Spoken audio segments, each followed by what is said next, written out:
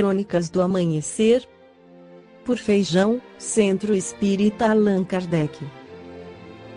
Balneário Gaivota, 10 de fevereiro de 2018. Olodum homenageia as deusas das águas no Carnaval 2018 de Salvador. O Bloco Olodum divulgou dia 0901 o tema do desfile do Carnaval 2018. O Bloco do Pelourinho vai homenagear as águas com o tema Deusas das Águas, Oceanos, Rios e Lagos. O Bloco quer ir para as ruas para conscientizar as pessoas sobre a escassez de água no mundo, chamar a atenção para a crise hídrica e as desigualdades sociais geradas por conta desta ausência. A água é um imprescindível recurso natural, considerado como estratégico em razão da sua importância para a vida das pessoas e das sociedades e também por não se distribuir de forma igualitária no globo. No candomblé, a água está essencialmente associada aos orixás Oxum, Senhora dos Rios, do Ouro, deusa das riquezas matérias espirituais, dona do amor e da beleza, e Iemanjá, Senhora dos Mares, dona da fertilidade feminina e do psicológico dos seres humanos. Deusas e orixás estão desde que chegaram ao Brasil ligadas ao empoderamento feminino. Assim, o Olodum levará para a avenida todas as deusas, senhoras, mitos onde as mulheres aparecem como grande mãe, protetoras, generosa nas suas dádivas e representam os diversos papéis que detêm o poder, em todos os campos sociais, políticos e econômico. Deolindo Amorim, em seu livro Espiritismo e as Doutrinas Espiritualistas, esclarece que, há quem diga, por exemplo, que Espiritismo e Umbanda são a mesma coisa ou simples variantes, quando a realidade é bem outra, porque a conformação doutrinária do Espiritismo não comporta nenhum dos ritos de Umbanda nem do catolicismo. São cultos organizados, com as suas diferenciações peculiares, com os seus preceitos respeitáveis, mas inteiramente inadequados à naturalidade e ao feitio de uma doutrina como o Espiritismo, infensa ao formalismo, aos sinais cabalísticos e à instituição sacerdotal. A Umbanda, como culto religioso, está justamente amparada pela Constituição do Brasil, dentro do princípio geral da liberdade de crença, mas o seu instrumental, seus objetos, seu acervo simbólico não se ajustam, de forma alguma, à prática do Espiritismo. As opiniões favoráveis à identificação da Umbanda com o Espiritismo, geralmente apoiam os seus argumentos nas seguintes comparações, cuja exatidão, aliás, não tem a força de convicção que se lhes atribui. A Umbanda é espiritualista. O Espiritismo também é espiritualista. A Umbanda rende culto a Deus. O Espiritismo também rende culto a Deus. Nas práticas de Umbanda ocorrem fenômenos produzidos por espíritos desencarnados. Nas práticas do Espiritismo também ocorrem fenômenos produzidos por espíritos desencarnados. A Umbanda aceita a reencarnação. O Espiritismo também aceita a reencarnação. Na Umbanda se faz caridade. No Espiritismo também se faz caridade. Eis, aí, sem qualquer dúvida, indiscutíveis pontos de contato entre o Espiritismo e a Umbanda. E depois disto? Continuemos. Convém notar, desde já, que a Umbanda sofreu, no Brasil, por influências diversas, com evidente predominância afro-católica, tantas e tão acentuadas desfigurações, que, hoje, qualquer estudioso imparcial encontraria dificuldade para fazer distinção entre o que é realmente Umbanda, através de suas remotíssimas raízes históricas, e o que são as práticas extravagantes de certos ritos deformados. A Umbanda, em si, como elemento de cultura, no lastro das influências que se transplantaram para o Brasil, com sobrevivências judaicas, islâmicas, cristãs, etc., constitui um campo de pesquisa ainda não de todo explorado pelos que fazem estudo desta natureza, com interesse verdadeiramente científico. Há muito o que se pesquisar, ainda neste terreno. Como forma religiosa, entretanto, a Umbanda não tem correspondência com o Espiritismo. Conquanto sejam espiritualistas, Umbanda e Espiritismo não podem ser definidos em termos equivalentes. Muitos observadores e crentes, cuja lisura de propósitos não poríamos jamais em dúvida, geralmente se prendem aos traços comuns, ao passo que tanto a Umbanda como o Espiritismo têm os seus aspectos particulares, os seus comportamentos específicos, as suas características próprias.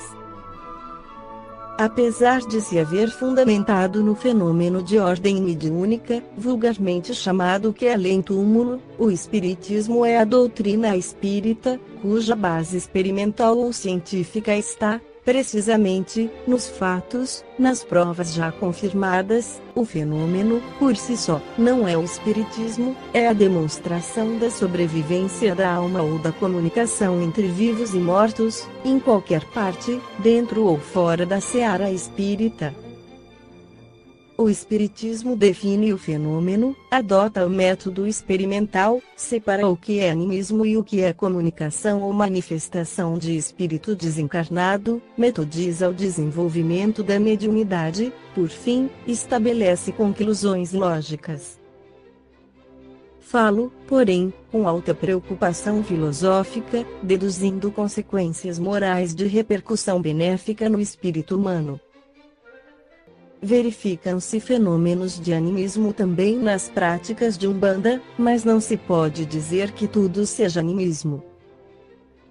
As principais diferenças são que o Espiritismo não tem culto material, a Umbanda tem. O Espiritismo não tem oferendas, a Umbanda tem.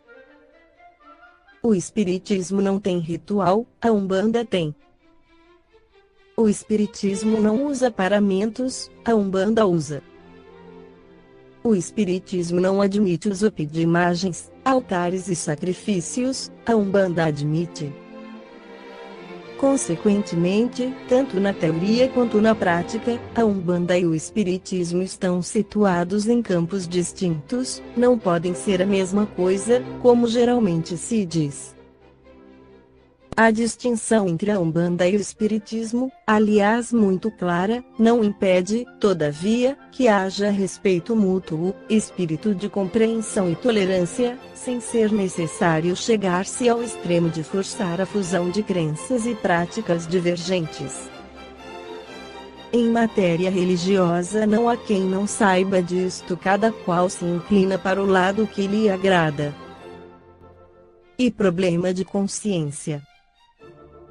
Nosso objetivo é apenas este: deixar suficientemente esclarecido que o culto de Umbanda, embora seja espiritualista, apesar de ter características mediúnicas bem acentuadas, não constitui variante nem modalidade do Espiritismo, que segundo Allan Kardec é a ciência que estuda a origem, os destinos dos espíritos bem como as suas relações com o mundo corporal. O Espiritismo tem como princípios fundamentais a existência de Deus, imortalidade da alma, pluralidade das existências, pluralidade dos mundos habitados, comunicabilidade dos espíritos. 1. Existência de Deus. Deus existe. É a origem e o fim de tudo. É o Criador, causa de todas as coisas. Deus é a suprema perfeição, com todos os atributos que a nossa imaginação lhe possa atribuir, e muito mais. 2. Imortalidade da alma. Antes de sermos seres humanos, filhos de nossos pais, somos, na verdade, espíritos, filhos de Deus. O espírito é o princípio inteligente do universo, criado por Deus, simples e ignorante, para evoluir e realizar-se individualmente pelos seus próprios esforços. como espíritos, já existíamos antes de nascermos e continuaremos a existir, depois da morte física.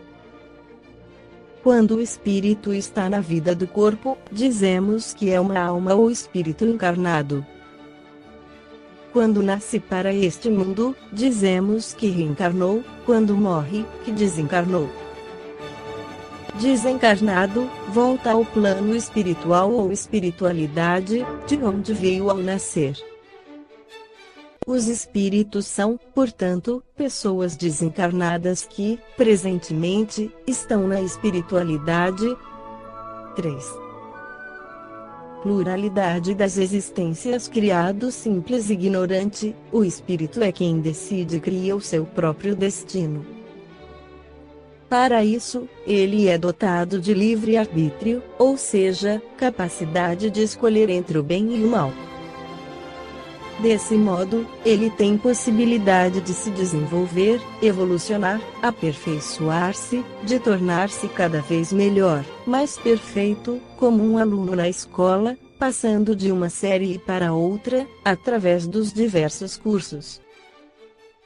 Essa evolução requer aprendizado, e o espírito só pode alcançá-la encarnando no mundo e desencarnando, quantas vezes necessárias, para adquirir mais conhecimentos, através das múltiplas experiências de vida.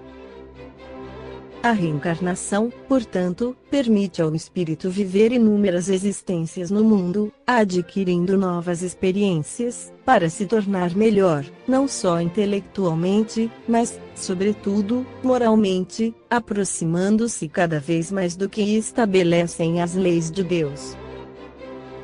Mas, assim como o aluno pode repetir o ano escolar uma, duas ou mais vezes, o espírito que não aproveita bem sua existência na Terra, pode permanecer estacionário pelo tempo necessário, conhecendo maiores sofrimentos, e atrasando, assim, sua evolução, até que desperte para a necessidade de caminhar em direção ao progresso. Não podemos precisar quantas encarnações já tivemos e quantas teremos pela frente. Sabemos, no entanto, que, como espíritos em evolução constante, reencarnaremos quantas vezes sejam necessárias, até alcançarmos o desenvolvimento moral exigido para nos tornarmos espíritos puros. Esquecimento do passado. Não nos lembramos das vidas passadas, e aí está também a sabedoria de Deus.